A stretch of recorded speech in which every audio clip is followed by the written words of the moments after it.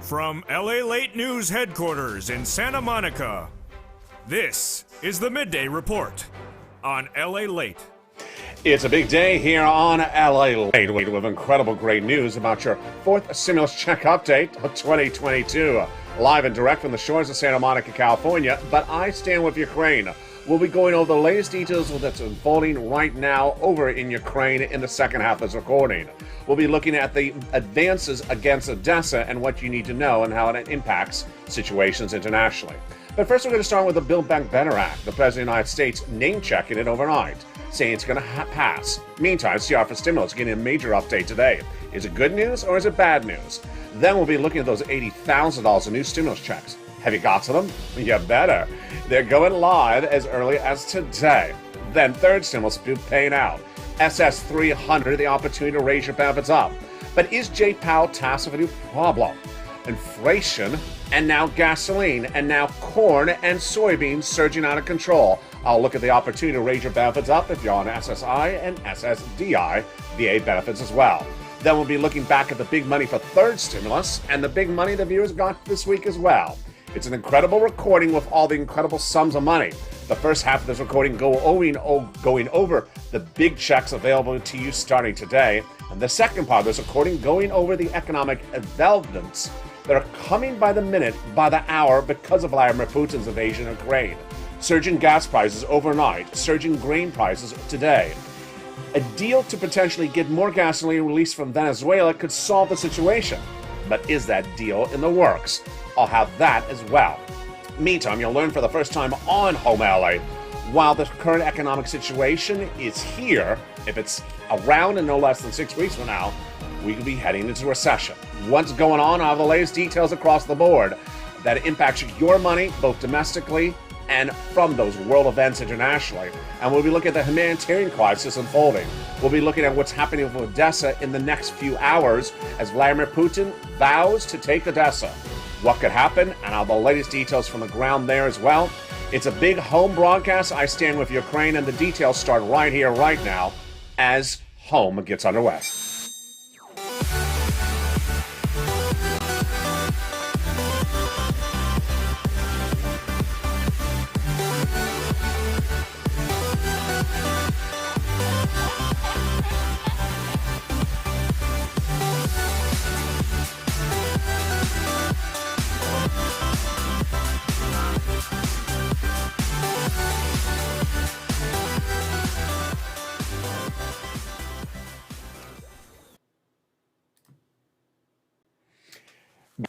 Good day, everybody. I hope you have a beautiful day. You're looking at the gorgeous port town of Odessa in Ukraine, the crown jewel of the 1700s, and could be bombed by Vladimir Putin by the end of the day. All the latest details of what's unfolding and why this is a big economic event internationally as well, not just a cultural. We'll have the latest details of his advances and the humanitarian crisis at issue. Plus, we'll be looking at the big economic forces that changed overnight. If you have membership of this channel is intact, you got that major alert. Gas prices surging to record highs, up 40 cents a gallon in just 7 days. What is the White House doing on the situation? I'll have that analysis coming up later in this video. But first, we're going to start with Build Back Better Act, the incredible checks, name-checked by the United States overnight, and a new interview. That new interview will be featured in tonight's 1-hour special broadcast of Evenings LA. In that interview, the president says that Build Back Better Act will get passed. 3 classes of checks, 3 add-ons of checks, the biggest payout you ever see in the history of the channel, at least $15,000 of checks across the land. SSI, SSDI, you all get these incredible checks. So what's in there? How much money is at hand? And what do you see? Let's go over all those incredible checks starting right now. There are 3 classes of checks and 3 add-ons that amount to at least $15,000, but upwards of $60,000 of checks. In that first cluster, they have in there hazard pay and elder care. Also checks for young children, home repairs, and money for a new car, plus money for the college students. All these incredible checks will be detailed extensively in tonight's Evenings LA 1-hour special report. It's at 5 o'clock Pacific Standard Time, 8 o'clock Eastern Standard Time, and 7 o'clock Central Standard Time. In that first add-on of checks, Maxine Waters got in there a check to buy your first home. This is huge, just a little bit less than $25,000 for the purchase of your first home. And this is the first of 3 add-ons of checks to this incredible fourth stimulus recon, Build Back Better Act. In that second cluster of checks, we got home repairs and paid leave. Paid leave is a lot of money, upwards of $4,000 to $6,000 a year across the land. And that is the second of 3 clusters. In that second add-on, we got free home health care. $250 billion of free home health care for seniors and people on disabilities. In that third cluster of checks, we got lots of checks. Free internet for all checks, farmers checks, independent contractors checks, and seniors checks. 2 on the House, 3 on the Senate. On the House side, they got in there the Medicaid gap fix and the hearing checks. On the Senate side, they vowed to add in there dental, vision, and lowering the eligibility age of Medicare. Which is par for the course when we're talking about senators adding checks into this incredible recon, because among the checks they would add in there would be additional checks, including those MSCs. What are MSCs? MSCs are additional checks for adults, automatic, sent out from IRS, that would be added to the recon that already has $40,000 to $60,000 of checks in there. Who gets it? Eligibility would be the same as a third stimulus check. Single individual, $75,000 less, you get it. Married couple, $150,000 less, you get it. Double it. Family 4, you get as well. Quadruple it. And if you're on benefits, SSI, SSDI, Social Security rail benefits, it comes to you as well. It is not income, it's not taxable, and it's offered on a nationwide basis. It's not state stimulus, it's national. And it's offered also to adult dependents. $2,000 the first month, $1,000 thereafter for up to 6 months represent the leadership to viewership of this channel.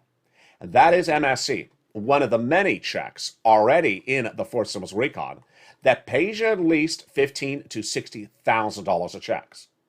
Now, the first opportunity to get a check sooner than that, of course, is CR for stimulus, a continuing resolution teed up for mid-March. But the breaking news today is a little bit problematic. What's going on? Let me tell you the details. A continuing resolution is set for mid-March, just later this week, with $1.5 trillion of discretionary spending allocated. The price tag agreed upon. The negotiations done. House, Senate, Republican, Democrat, $1.5 trillion of discretionary spending. Far more than enough for a $2,000 stimulus check for you. So what's new today then? A new report today suggests that the president's opportunity once again to ask for even a penny of that money for COVID would derail it and not get it done in the month of March. Yes. So over a week ago, I first detailed on this channel that the president was saying, I want a little bit of that money for COVID. And Republicans and Democrats said, no, you're not getting any. Then on Tuesday, in the State of the Union address, he said, I'm going to come back and ask for more money for COVID. And I said to you, I think he was winking at me. Either it was me or Jill. He was winking at someone. And I said, I think he's talking about the CR, but I don't know if he's certain. Well, by Friday, he had his budget committee, Office of Budget and Finance, send a letter to Congress saying of the continuing resolution, with that mid-March deadline just a few days away from now, I want a little money for COVID. I said I wasn't worried because it's just a little money. Today, I have a different opinion of the situation. Why? Because a series of new quotes coming out from Republicans saying, I don't care if it's a penny or 2 pennies. I'm not giving you 1 cent from this CR for COVID. You have enough. So the new report out today says that Republicans would withdraw support for the continuing resolution of $1.5 trillion of discretionary spending if even 1 penny was for COVID. This is problematic because if that happens, guess what happens? The CR does not get done this week and gets done potentially a month later. Chuck Schumer, in a new comment released today, obtained by LALATE, says the negotiations on the continuing resolution are going very, very well. Excuse me? They were done. What do you mean they're going very, very well? Very problematic. Needless to say, the president can get that money for COVID from something else. He doesn't need to take it from your CR. Now, the President of the United States, in a new interview that will be detailed tonight on that evening's LA 1-hour special broadcast, says that the Build Back Better Act will pass. In new comments with Heather Cox Richardson, Boston historian, President Joe Biden says the fourth stimulus recon will pass. And you need it because of the gas issue. But that gas issue is a little bit more problematic than that. I'll be featuring that in just a second on this channel. The big exciting news is that out of nowhere, this last Friday, the president surprised all of us with $80,000 of new stimulus checks. Yeah, you heard me right. First detailed for membership on this channel. In the newsletter that went out on Friday at 7 p.m. Pacific Standard Time, last Friday, a brand new grant program. The average payout is $15,000 to $80,000 of checks. And are you ready to pounce, Purple Hawks? Get ready. Here you go. What's going on? Let's go over the details, and more of it, of course, is tonight featured in that 1 hour special broadcast, Evenings LALATE at 5 o'clock Pacific Standard Time. A new homeowners grant program was dispatched by the White House, and that program is incredible. It's a homeowners program that pays on average $15,000 to $80,000 a household. Number one. Number two, the eligibility is much like a stimulus check.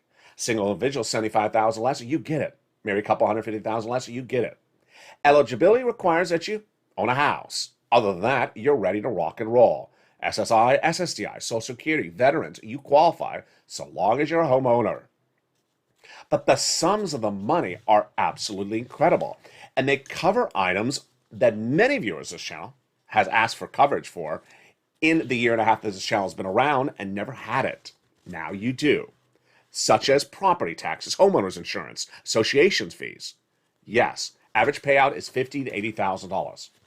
So what is it? It's a grant program. It's free money. It's money for you. Dispatched by the U.S. government, it will be run on a state-by-state basis.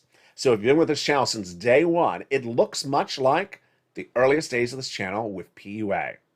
Remember when PUA for unemployment assistance went live on this channel in April 2020?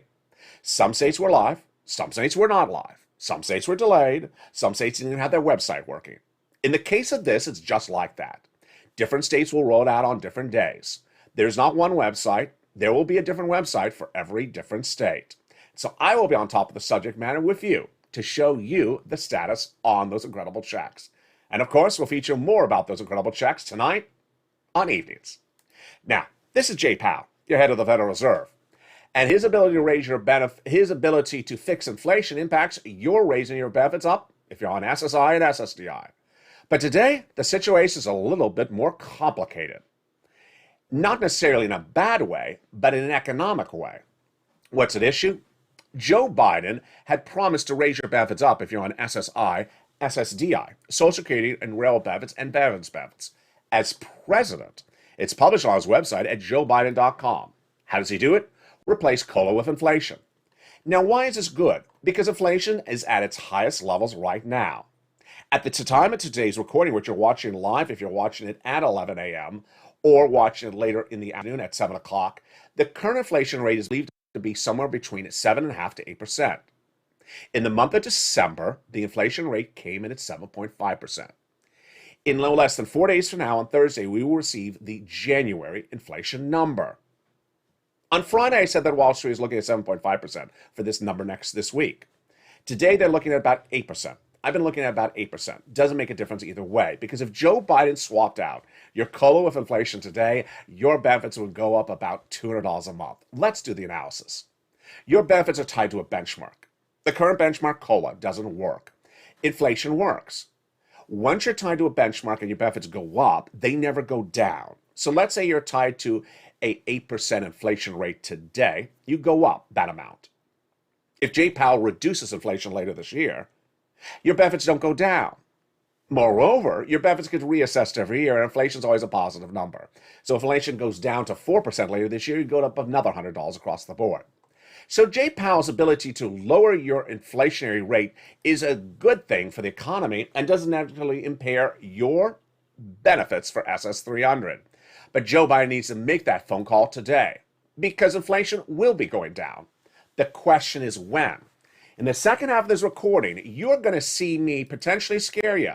I don't wish to scare you, but I gotta. Why? Because a new series of economic analytics out today suggests that if current situations at the time of this recording that were not here yesterday are here still in 6 weeks from now, we're going into recession. What's going on? All the latest details of why a major event was so big overnight that caused me, for the first time in the history of this channel, to send out an economic alert to members of this channel in the middle of the night. That economic event is worse at the time of this recording right now. And the analysis currently suggests that the situation is still with us 6 weeks from now. We're in a recession next year. What is it, and what does it have to do with Vladimir Putin? It has everything to do with Vladimir Putin. Plus, I'll be looking at the situation unfolding right now, economically at home, internationally with our partners, caused by Vladimir Putin.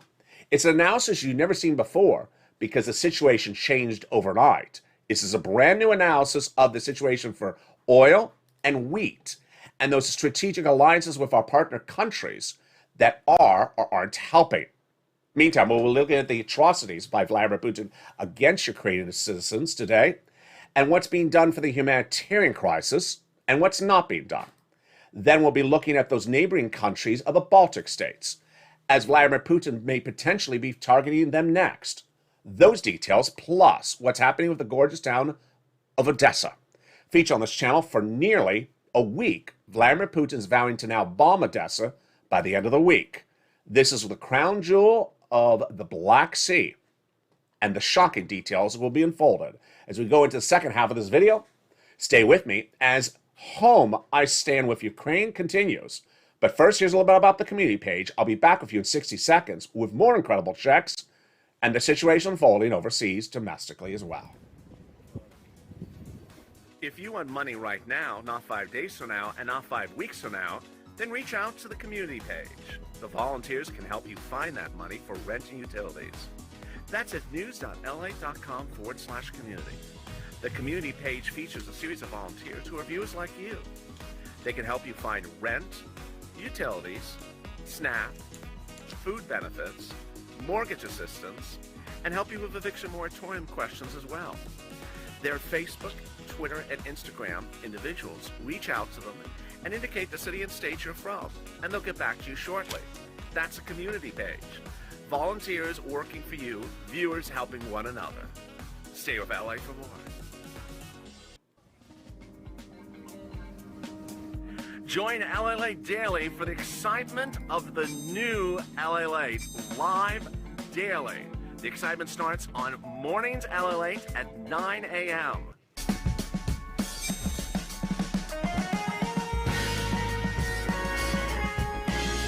Home LALATE returns at 11 a.m. daily.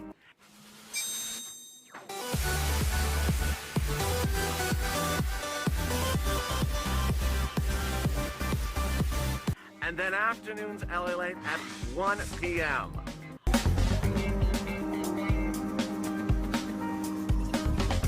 Join us daily as the excitement continues live from Santa Monica on LALATE.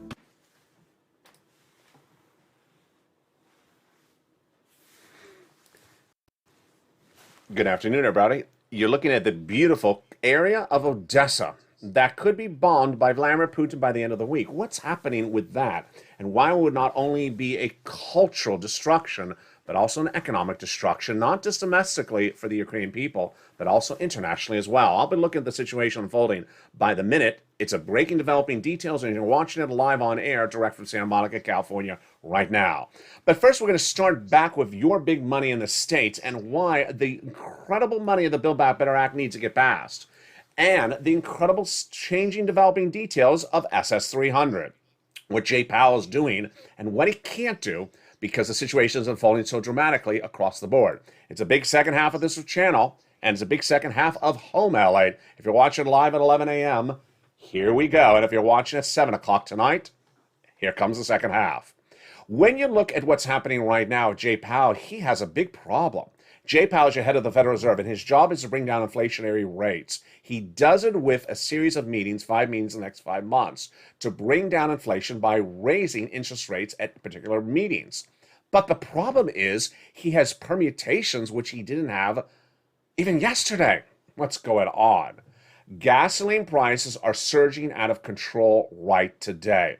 Never in the history of this channel have I ever sat on alert in the middle of the night saying there's a major economic event happening. And it happened last night. Gasoline prices domestically and internationally surged out of control. What's going on? And what does this have to do with Vladimir Putin? Vladimir Putin's invasion of Ukraine obviously is going to disrupt oil and gas prices internationally. We knew that. But we didn't know how it was going to interrupt it in the way in which it did. On last week's recordings, I told you that the price of international Brent crude had surged from 100 to 110, and that anything over 110 is not sustainable long term. Where is it right now? Right now, the price of Brent crude is at $130 a barrel. No bueno. Domestically, gas prices featured on this channel every single day were $3.62 unleaded regular nationwide, according to AAA a week ago. $3.62. Then on Friday, $3.83. Today, Monday, March 7th, 2022, 11:30 p.m. Pacific, 11:30 a.m. Pacific Standard Time, $4.11. It's gone up 40 plus cents in 1 week. Is it sustainable? No. A series of new analytical reports says that $4 a gallon is not sustainable in the United States for 6 weeks. And if $4 a gallon remains the national average of gasoline in the United States by the month of May, we're going into recession. It's as simple as that, and that is a very big concern. So why did gasoline go overnight, and why is this a big surprise for everyone? In fact, it's a surprise for me. On yesterday's recording of Evenings LALATE at 5 p.m. Pacific Standard Time, I ran the following quote. The national average could get to $4 a gallon next week. That was the quote 8 hours ago. It's far over $4 now 8 hours later on Monday. What happened since last night? What happened since last night was a move by U.S. officials to potentially ban Russian oil in the United States. Let's go over what's going on and what you need to know. First, your economy is stabilized based upon a stable gasoline price in the United States. And a stable gasoline price in the United States is stabilized by an internationally stable gasoline price. If any of those numbers are going out of control, everything goes wacko. Well, what's going on? The international price of gasoline out of control, the domestic price of gasoline out of control, and all these events started, ironically, with this person. Yeah. Nancy Pelosi on Friday issued a letter to her House members saying that she's considering banning import of Russian oil in the United States. Good. This is a moral move. As a society, we should ban the import of Russian oil in the United States. Now, let's go over the economics of the number. Russian oil only amounts for 5% of the U.S. consumption of oil. It's very small. So banning Russian oil doesn't impact our economy economically or by quantity, because we use very little Russian oil, less than 5%. It's a good moral move to ban it. But here's what's the issue, is that as soon as that quote ran out, international gasoline prices surged. Why did international gasoline prices surge? Because many thought that if the White House, or at least the United States led by Nancy Pelosi with that comment on Friday, starts with a move to ban Russian oil in the United States, then other countries internationally would also ban Russian oil. In fact, you don't have to even guess it. Anthony Blinken, who is our Secretary of State, spoke about the matter less than 24 hours ago. He said the U.S. and allies are considering banning Russian oil altogether. Really? That is really likely why oil surged out of control. The way gasoline works is the more that's available, the cheaper it is. The less it's available, the more expensive it is. If you ban Russian oil across all our partner countries, then there's less oil available because Russian oil is no longer part of the food chain. And that's why the prices went to skyrocket. Brent crude went to $130 a barrel overnight. It was $110 7 days ago on this channel when Vladimir Putin was in Ukraine. So this is very bad. This is not a sustainable level. So what's going on with the White House to fix the situation? Or is the White House making the situation worse? You're going to have both analysis and commentary starting right now. First, the White House needs to stabilize the amount of production of gasoline in the United States and needs to stabilize the amount of production of gasoline for our partner countries. If the United States doesn't do both things at the same time, we all get hurt. All the economies suffer. Let's go with the example. There's a gasoline issue in the United States. There's also a gasoline issue in Italy. If the United States does not make sure that gasoline is stable in the United States and in Italy, both of our economies go down dramatically because we're dependent, coexistent economies. So we have to solve not only our domestic situation, but our partner's country situation. Now, the way we do it domestically is different than the way we do it internationally. And you know the answer for this one. In the United States, 95% of our gasoline is not Russian-based oil. In the case of a partner country like Germany, the vast majority is Russian-based oil. In the case of a partner company like Italy, the vast majority is Russian-based oil. So for us to pivot 5% off of Russian oil because of a Nancy Pelosi bill, fine. Moral move, good move. Economic impact on our economy, not inherent from that alone. It's what we do with our partner countries. Here's what's happening. What's happening is the White House has missed the step on this one. The White House should have had in place since October of 2021, in my opinion, a contingency plan ready to get oil for our partner countries if Russian oil is sanctioned and no longer consumed by our partner countries. In October 2020, before Halloween, I told millions of viewers of this channel that a potential Russian invasion of Ukraine could be happening in 2022, and it would be the major economic event of 2022. It was very obvious to report that subject matter before Halloween of 2021. There was 100,000 Russian troops at the border of Ukraine. I said, if that happens, folks, it's a major economic event. We all know that the major export of Russia is oil. So we also knew that was going to be a major economic event. Very simple. I was not alone. The White House reportedly told Janet Yellen's Treasury Department at the time in October 2021, in the event that there's a Russian invasion of Ukraine, what things can we do to sanction Russia that don't negatively impact the economy? Did the White House, however, tell Janet Yellen to also analyze, and her team to analyze, the economic impact of oil disruption because of a Russian invasion of Ukraine? Yes, it did. So at least the White House told Treasury to do it. But did Treasury set up alliances, agreements, negotiations, meetings, deals to get ready to have our partner countries get oil in the event that we take Russian oil out of the equation? No. We know it's not the case because Anthony Blinken in interviews this weekend said we're now talking about the subject matter. Now talking about the subject matter? I've been talking about the subject matter since day one of the invasion. Day one of the invasion, I said, okay, it's very likely that Russian oil is going to be out of the equation just if this war goes on. So where are we going to get the oil for our partner countries like Italy? I said Venezuela. Venezuela is the number exporter of oil internationally. Let's get some oil from Venezuela to our partner countries.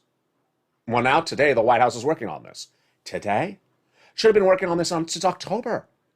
Now understand the White House can move really quickly when it comes to economic alliances. This is part of what we call the G20 or the Western allies.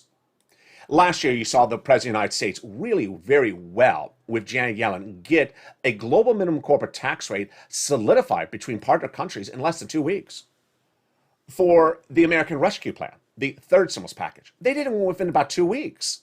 So you can get allegiances from your G20 countries on gasoline very quickly if you work on it. Haven't worked on it. The new reports today suggest the White House is now finally trying to pivot and try to reach out to Venezuela, saying release some gasoline to our partner countries. But folks, this is a little bit on the last 11th hour. Let's go over the timeline, because I know you like those calendars, especially Calendar COD and Calendar Colleen. We're here in March. If gasoline prices remain the same in May, we're going to recession. We got 6 weeks to work on this, folks. You got to fix the situation now, not 6 weeks from now, because if you fix the situation 6 weeks from now, it's too late. We're heading into recession for 2023. White House should have had this ready in October. We all knew that there was going to be a potential invasion. White House should have had those allegiances ready to get those partner countries like Venezuela to release extra gasoline to our partners like Italy. So that if there is a potential invasion, then move. White House certainly was watching OPEC plus countries meet last week. I was watching it. You were watching them. And they said, we're not ramping up production. So they ain't helping us. Certain countries can help our partner countries and haven't. And while NATO's focusing on strategic alliances for acts of aggression, what about economic alliances? Now let's go frank to where we are right today. And this is actually very troubling. A series of new reports today suggests that this war, Russia and Ukraine, is really causing almost two types of economic global environments. Since the fall of the Soviet Union, we saw that China and Russia was brought into the G20 countries, and it was all one global environment. Now it's looking like there's going to be two different global economic environments, democracies and non-democracies. So among the democracy countries, we have to work as friends and allies. And that involves getting Venezuela to release gasoline, involves Venezuela getting relaxed gasoline. It also involves very difficult subject matters, like Iran. Iran has been in a nuclear treaty agreement stage with the United States for a while. And the solidification of that agreement would release millions of barrels of gasoline to bring down the price of gasoline internationally for us. But that deal's not here. So let me go over the situation for the gasoline right now and why this is out of control. Domestically, we can produce more gasoline, and that production is West Texas. It's Americans for Americans. Americans helping one another. Americans saying, I'll produce more gasoline for Americans to bring down the price of gasoline at the States and bring it down dramatically overnight. That solves us and our problems at home. Americans helping with Americans. But someone's not helping the situation. Who's not helping the situation? Again, the White House. The White House, in a series of new interviews, was asked whether they had reached out to West Texas to increase production of gasoline domestically. Refused to answer the question. But we don't need to have them answer the question because West Texas says they have not heard from the White House about ramping up production. Understand, if West Texas Americans ramp up production of American gasoline, gas prices come down in the United States. Great. Why not let West Texas ramp up production? What's so negative about West Texas making more gasoline for us fellow Americans? Oh, we want to buy $80,000 electric vehicles. We can do that at another day. The president over the weekend was tweeting that you should all go consider that beautiful new GM pickup truck that's $80,000 in electric. Good, Mr. President. But for now, can we ramp up some production of gasoline in West Texas? Because a lot of us can't afford an $80,000 electric pickup truck. And it's not particularly that attractive either. But otherwise, let's go back to the subject matter, which is that West Texas can solve our problems. The White House hasn't reached out to West Texas to solve the problems. White House hasn't reached out to those partner allied countries to get their gasoline realigned. And guess what? The White House was shot down today.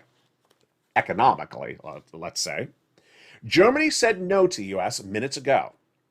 When asked whether Germany would ban import of Russian oil, as the United States is considering to ban the 5% we consume of Russian oil, Germany says, no, we're not doing that. We need Russian oil. We don't have an alternative at the moment. Now, let's go over the logic of this. If the White House had prepared with Germany to get an alternative for Russian oil back in October, I think Germany would say, yes, I have an alternative. The White House worked on it. We've been working as a team, and Japan and South Korea and India, we all worked as a team over the last 6 months to get an alternative to Russian oil. We all worked as part of the G20 alliances to get an alternative to gasoline ready. We have it ready. But for Anthony Blinken to say, oh, just don't use Russian oil, well, what's the alternative? I mean, you have to have an economic pivot move, and it's not jumping into an $80,000 electric car. That's why the White House needs to move quicker. Now, this is not a game-changing move. The White House needs to get those allegiances with those countries like Venezuela that produces massive sums of gasoline. And let's go over the details of how this works. In the case of West Texas, Venezuela, same analysis. You can only store so much oil. You only have so much storage facility. And once you're at full capacity, you can't pump any more oil. So you got to release what you got. Then once you release what you got, you can make some more oil. We're not even at that agreement yet. So they haven't agreed to release oil, and they haven't agreed to pump more oil. All this is not being done by the White House across the board. Now, the problem is a little bit larger than that, because here is where I get a little bit antsy. And you know what makes me antsy in my pantsy? Is where we don't know the risks. And which one is that?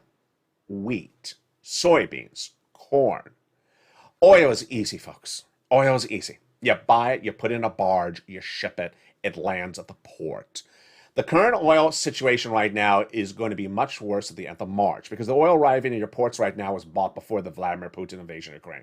So once you see the impact from the invasion, you're going to see it by late March. That's the oil bought then. Case of wheat, it's much more complicated.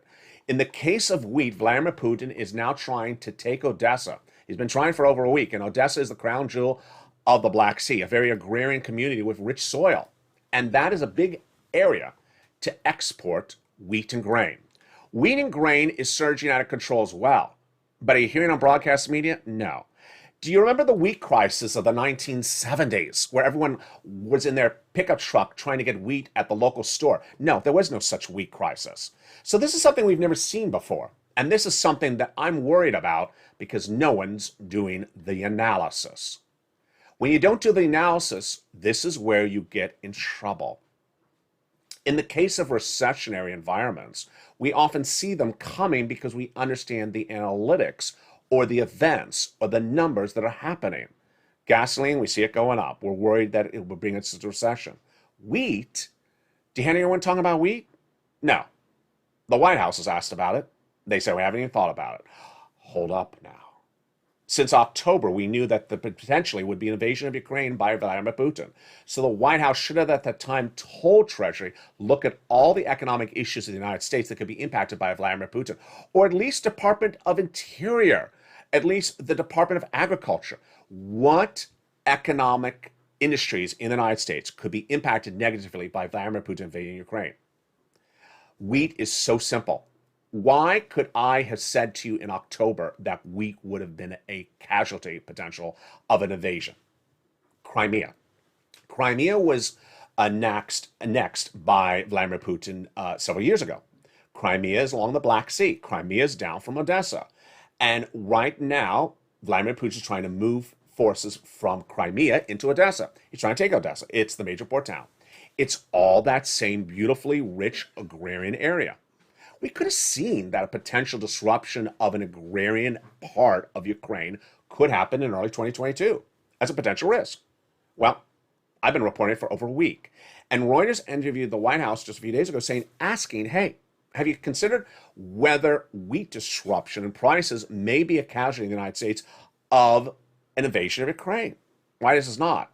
Has the White House pivoted to do anything to do with the situation? No. And what we feature tonight on Evening's LA special 1 hour broadcast is that many U.S.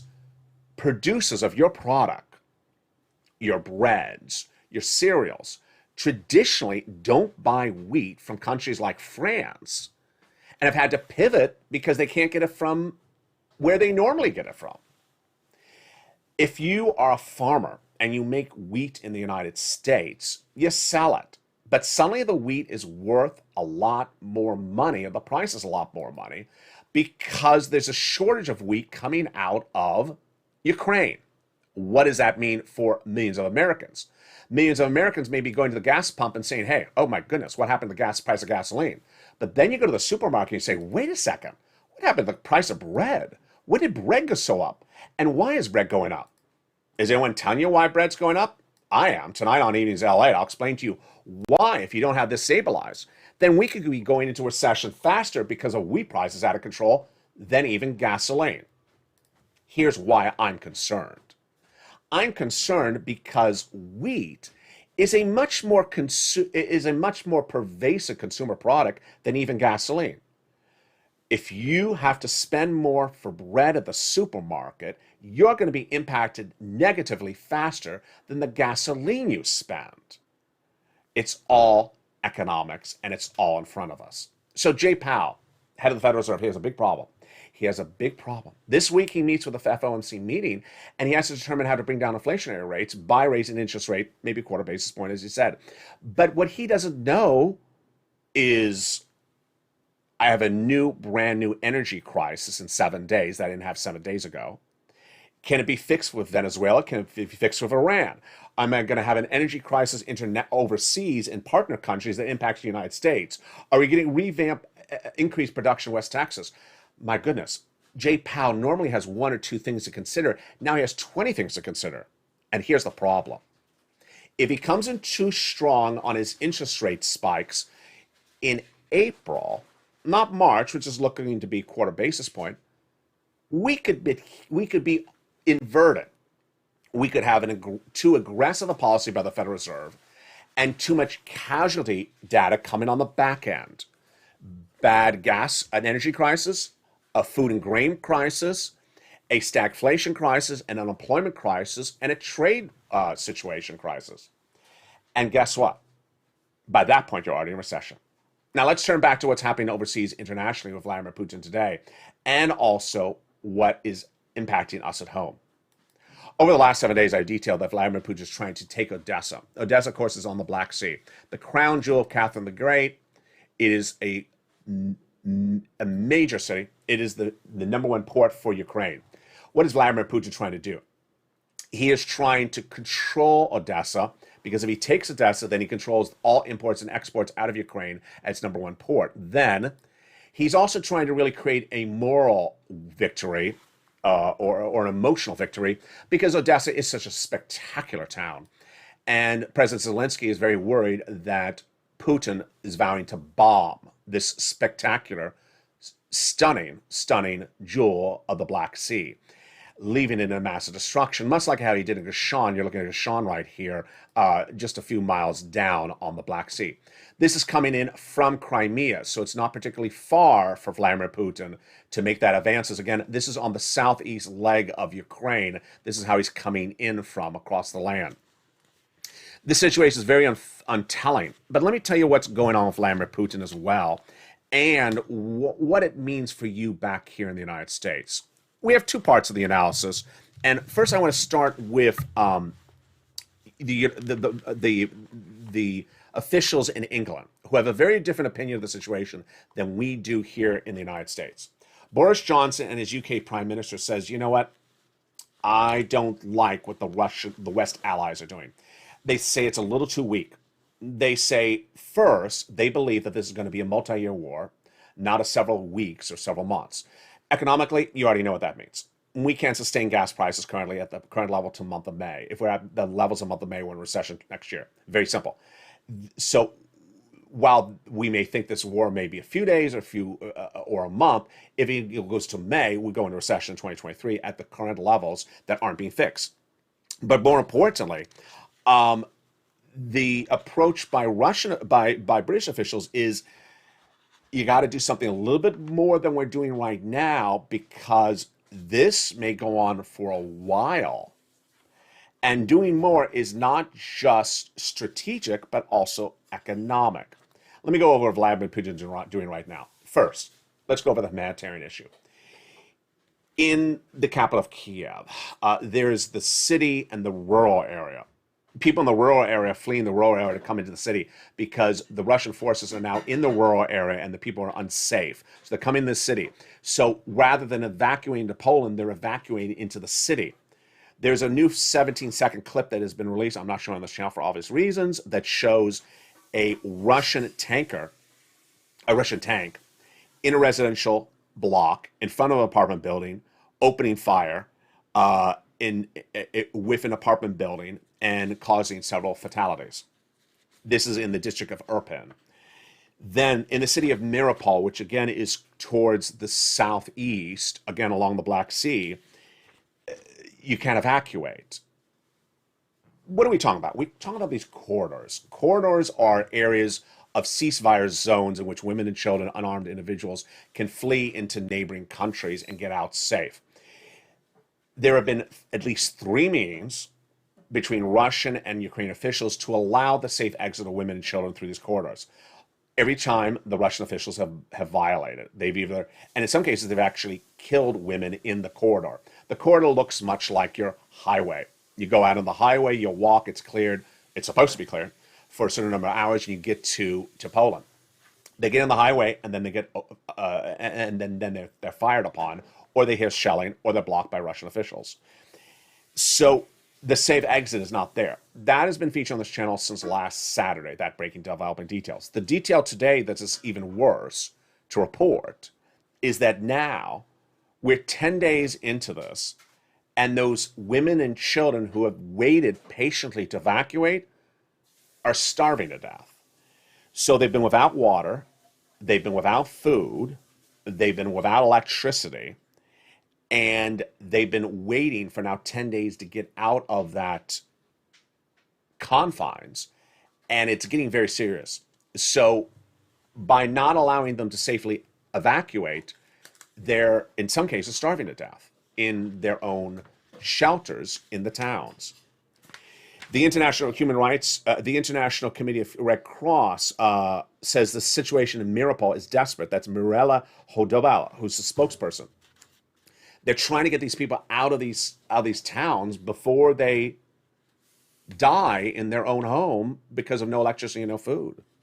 Safe passage is mandatory under international human law, and both parties would need to agree to provide safe passage to civilians leaving those areas. On Saturday, I said on this channel, I don't know how this story, the inability of Russian officials to honor a safe corridor zone, can stay on front page news for more than 24 hours. NATO alliance countries, their job is to protect one another. NATO countries protect fellow NATO countries. Acts of aggression against NATO countries that protect one another. Ukraine is not a NATO country, at least not yet. And so, as NATO countries look on, what are they supposed to do? Just look on and watch women and children starve to death in their homes? Because Vladimir Putin says, "Oh, put a tank out in the passageway. Don't let them get out of their town." And I thought I said to you, I think I was on Saturday, because it's Monday, March 7th at 12 noon. I thought I wouldn't even be covering the story in less than 24 hours. I thought this would be such a horrific situation that someone of these international organizations would say, "Hey," and I'm not talking about charity organizations, I'm talking about NATO, would step and say, "Hey, you got to solve the situation. I understand it's not a NATO country. We've got to solve the situation." Haven't solved it. I don't know how this can keep on going on. And we're only at day 10 of this ordeal. Imagine this goes on for 20 days. I told you last week that Vladimir Putin took the #1 nuclear facility in Ukraine. It was not to create radiation. It was to cut off electricity. And by cutting off electricity, he disables the ability to exist peacefully in a country. The Baltics remains another big issue today, and it's very unclear where it is. No one really knows the answer on this situation. The Baltics are a series of countries that are NATO countries that are abutting Russia, like Ukraine. And unlike Ukraine, which is not a NATO country, the Baltics are NATO countries. There's big concerns that Vladimir Putin may next be looking at the Baltic countries for invasion. Anthony Blinken visited those and included them among Lithuania. The United States has committed more resources. Additional forces, including F-35 fighter planes, have now landed in Lithuania, and will be deploying more to other states in the Baltics to ensure that they are sufficiently detailed and prepared to address any potential advances there across the board. What is my opinion of the situation tonight? My opinion of the situation tonight is that there's an economic battle that needs to be done. And the economic battle, many of these issues we already knew if we understood the risk of potential invasion in 2022 last year. And while any administration can formulate big economic alliances in times of need, these economic alliances haven't been done. We all understand that Russian oil needs to be taken out of the equation, but where is that other oil can come from? Venezuela? Then reach out to Venezuela in October last year. Get the oil aligned and sent out to our partner countries today. Germany says, "I'm not going to take Russian oil out of the equation." So get Germany some oil from somewhere else. It's not like Germany needs to have Russian-made oil. They just need oil. So get oil from somewhere else. The White House should have an entire task force dedicated to make sure that every country has enough oil, doesn't need any Russian oil, and that oil is en route right now. This is March, folks. We've known about this subject matter since October of last year. And then all these other industries like wheat and grain were potential risks then, they're risks now. There are government officials who are salaried employees. They're not appointed officials. And their jobs are to run these things on a regular basis. Task those people in those departments of agriculture or treasury or interior and say, "Hey, I need you to know if there's going to be economic disruption of these other industries." Because if you don't do that analysis, it's too late. It's too late. Let's understand the situation right now. Jay Powell, you have to feel deep sympathy for. As the head of the Federal Reserve, his job is to fix inflation. But he's coming in at the moment with a quarter basis point increase later this week, based upon a 7.5% inflationary rate last month. The new CPI, Consumer Price Index number, will be released this Friday. It's the latest inflationary number, which gauges where inflation would have been in January. It's likely 8%. Okay, so he wants to bring us down from 8%. Wait a second. What's going to happen with oil and gas? What's going to happen with wheat? What's going to happen with Vladimir Putin? What's going to happen if this goes on 2 more months? What's going to happen with $130 a barrel for gasoline, Brent crude? Unsustainable. Jay Powell comes in dealing with the situation based upon today's events, but then suddenly blindsided because we go to $140 a barrel for gasoline. Yeah, you have to feel for Jay Powell because the White House is really not giving big clarity on how it wants to deal with this on an economic standpoint across the board. It's times like this that I sometimes think to myself, do things ahead of time. Prepare ahead of time. Prepare ahead of time. And it's a day like this where we started the recording where I said the President of the United States wants an extra $10 out of this continuing resolution for COVID and asked for it today. We've been doing CR for stimulus for a few weeks. If you wanted the money for COVID, ask for it. Well, he did ask for it last week, was told no. So he should have moved on at that point and found somewhere else. He's back again asking for it at the 11th hour, right before the continuing resolution is going to be done.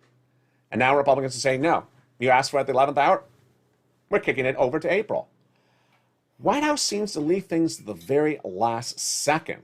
But in the case of oil, wheat, Vladimir Putin, and economic issues, we only got 6 weeks to go, folks.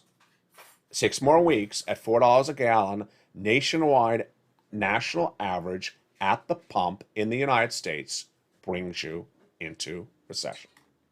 Well, more about that tonight on the evening's LALATE broadcast. But if you're watching the show live on air at 11 a.m., next up is the 1 o'clock afternoon's LALATE show. Then we have a brand new afternoon's LALATE show at 3 o'clock. If you're watching the show at 7 o'clock during prime time, then don't miss also the 5 o'clock primetime show, Evenings LALATE at 5 o'clock. And then after that, of course, is the Evenings Extra show at 8 o'clock. Say your prayers for the families in Ukraine. I certainly hope that they find a solution for these safe corridors. It's a very, very horrific story to report on. And day after day, week, hour after hour, I wonder why the situation has not gotten better. I also deeply wonder how the NATO-based countries can look at the situation and do nothing. Send your prayers for the families across Ukraine and, of course, Odessa. This is how it looks today. This is how it looked yesterday. This is the beautiful opera house along the Black Sea. President Zelensky says, in new comments obtained by LALATE, that Russians have always come to Odessa, and Odessa people have always treated Russian people kindly. But now he wants to bomb this beautiful town. Stay informed, stay focused, stay here with LALATE, and stay for the latest breaking news throughout the day as LALATE continues direct from Santa Monica, California.